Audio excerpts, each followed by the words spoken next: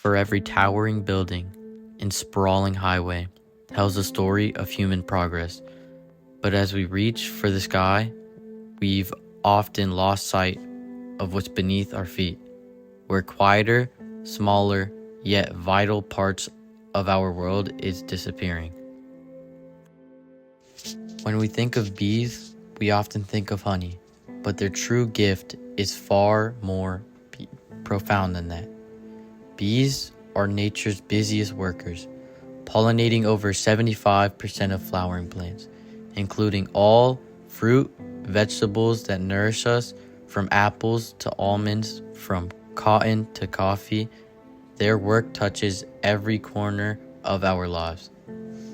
Without them, food systems would crumble, ecosystems could unravel, and biodiversity would plummet. But don't just take it from me. Those who work closest with the land see the impact every day.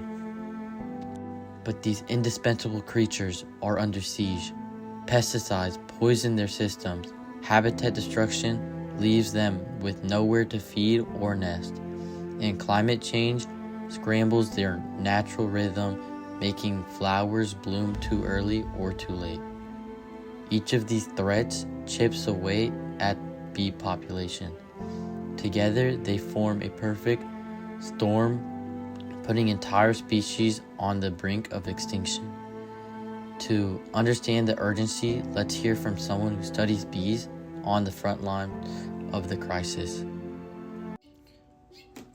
If bee population keeps dropping, it will reduce crop yields, hurt farmers' income, and increase the food prices.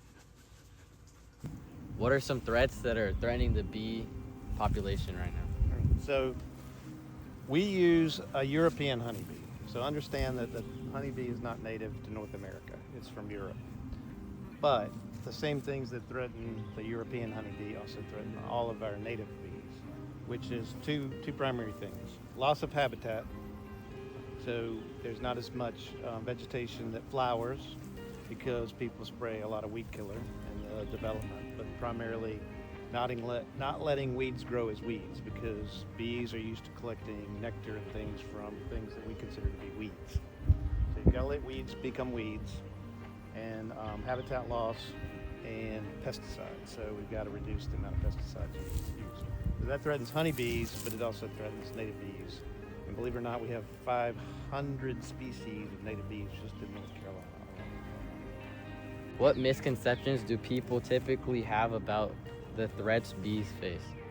So I think the most common misconception is about 15 years ago there was something called colony collapse, and everybody was under the impression that honeybees were going to die off and we're not going to have honeybees for much longer. But we've been able to stay ahead of the threats to honeybees. There's some diseases and some viruses that affect honeybees, but only because of beekeepers have we been able to keep their population steady. So I think the biggest misconception is that honeybees themselves are threatened, but yet I would say they could be threatened if there were not enough beekeepers around. But because we have a lot of beekeepers and because we have advances in science, we're able to stay ahead of the threats to honeybees. And then it kind of goes back to your native bees don't have any of that working for them. Here in North Carolina, the crisis is more than just data. It's visible in our landscape. The rusty patch bumblebee, once common in our state, is now critically endangered. Local farmers report dwindling population rates. Gardens bloom, but without bees, many flowers go unvisited.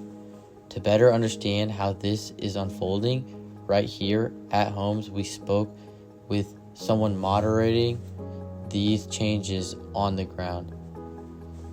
We asked a local beekeeper, what roles do bees play in maintaining North Carolina's unique ecosystem?